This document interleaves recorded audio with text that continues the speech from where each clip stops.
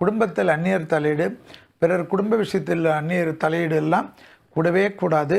கணவனாக இருந்தால் மனைவி பேச்சை கேட்பதும், மனைவியாக இருந்தால் கணவன் பேச்சை கேட்பதும் சிறிது கஷ்டமாக இருந்தாலும் இந்த காலகட்டத்தில் கேட்க வேண்டிய நிர்பந்தம் என்பதை ஞாபகத்தில் வைத்து கொள்ளுங்கள்.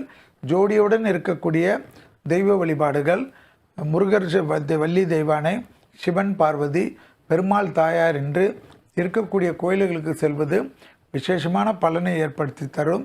தேகாரோக்கியத்தில் கண்டிப்பாக வயிற்று சம்பந்தப்பட்ட உபத்திரம், அதே போல் பல்லு சம்பந்தப்பட்ட உபத்திரத்தில் தொண்டை சளி தொந்தரவில் சிறிது கவனமாக பார்த்து கொண்டால் மற்ற விஷயங்கள் எல்லாம் அனுகூலத்தை தரும்.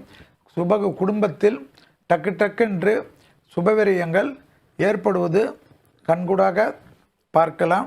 யோக பலத்தை அதிகமாக பெறக்கூடிய ராசிக்காரர்கள் தனுசு ராசிக்காரர்கள் இடம் விட்டு செல்வதற்குண்டான பிராப்தம் ஏற்படும். 3ஆம் இடத்தில் இருக்கக்கூடிய ராகு மிகப்பெரிய பலத்தையும் மிகப்பெரிய நம்பிக்கையும் ஏற்படுத்தி கொடுக்கும். எதிர்பார்க்காத இடத்திலிருந்து நல்ல செய்தி கிடைக்கும். இழுபறியாக இருந்த நிலைமை படிப்படியாக மாறுவது கண்கூடாக பார்க்கலாம்.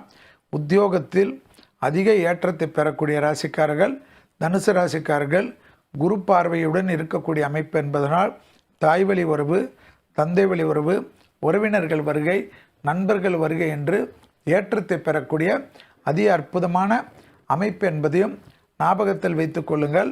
கண்டிப்பாக தெய்வ வழிபாடுகளுக்கு நான் சொன்ன போல் ஜோடியாக இருக்கக்கூடிய தெய்வ வழிபாடு மிக மிக முக்கியம்.